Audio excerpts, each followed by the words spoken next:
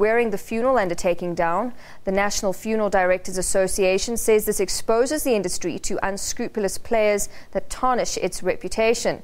The association hosted a two-day workshop and exhibition in Sandton this week.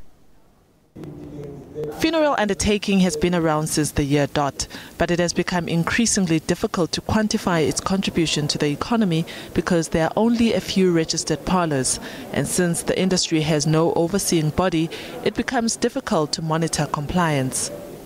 The one that impacts the most is the health, because you need to have a certificate of competence if you have a facility such as a mortuary. And unfortunately, in certain areas, that's not enforced.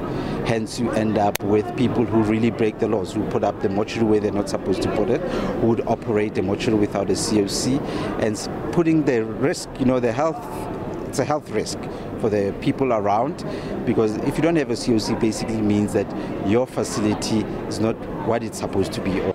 Kwenyana says compared to other countries, South Africa is still the lowest in terms of funeral costs. On average, the price paid for a funeral is about 10,000 rands. But like many other businesses, the industry is feeling the pinch of a faltering economy. Unfortunately, at the end of the day, the consumers are the ones who bear the costs. Look, in the previous expos that we've had more manufacturers coming to exhibit. And every year it has come down. And if you find out what happened, that company no longer exists. They're out of business. So I guess the economy does affect us. There is a great impact as well.